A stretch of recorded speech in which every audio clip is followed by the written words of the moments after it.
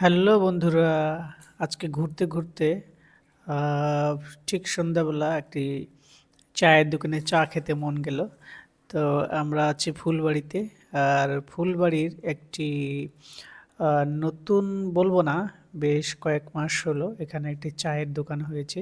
যে চায়ের দোকানের নাম হচ্ছে রনি চা এর আড্ডা। এখানে আজকে আপনাদেরকে নিয়ে আসছি। এখানে চায়ের দোকানদার বড় ভাইটা আমাদেরকে কিছু একটা বলছে। তার মানে বলছে যে কিভাবে উনি চা বানান এবং খাবার প্রস্তুত করেন সেটা বলছে কি যে একটু দেখাতে পারেন। তো অবশ্যই আপনি দেখাবো। আর আপনারা যে যেখান থেকে আছেন আপনারা দেখছেন, আশেপাশে কেউ যদি থাকেন এইখানে আসবেন।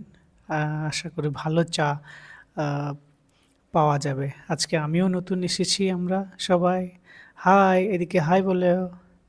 হাই ঈশানী, হাই বলো। ওকে, তো যেটা বলছিলাম, আজকে চা খেয়ে দেখব এবং অবশ্যই এই চাটা খুব ভালো হবে। এখানে দেখতে পাচ্ছেন কিছু মেনু দেওয়া আছে কি কি পাওয়া যায়।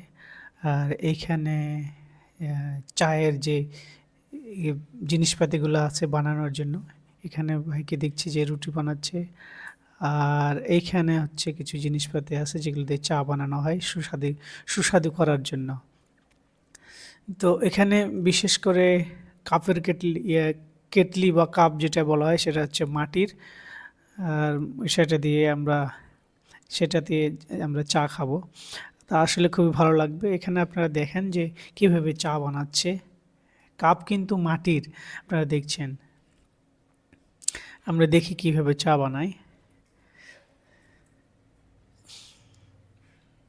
সুস্বাদু করার জন্য, চা সুস্বাদু করার জন্য যেগুলো দেওয়া লাগে, আহ, সেগুলো দেওয়া হচ্ছে। এটা মেবি চকলেট, একটা ফ্লেভার পাওয়া যাবে ভালো।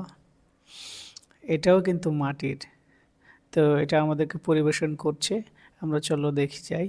এইগুলো হচ্ছে মাটির কাপ, দেখতে পাচ্ছেন। এই মাটির কাপেই কিন্তু চা আমাদেরকে দেওয়া হবে বা যে যারা খেতে আসবে তাদেরকে। এখানে আমাদেরকে দিয়ে আসলো, কি কি দিয়ে আসলো দেখি আমরা। এখানে এরা দুইজন বসে বসে অর্ডার করছে, আমি ভিডিও করতেছি। এই যে এখানে চা আছে, তারপরে এখানে কি যেন নাম ওইটার, পোড়া রুটি, খুবই ভালো লাগবে। আর এখানে প্যাকেজটাও খুবই সাশ্রয়ী। আমিও খাইয়ে দেখলাম, এটা খুবই ভালো লাগে, খুবই ভালো লাগছে।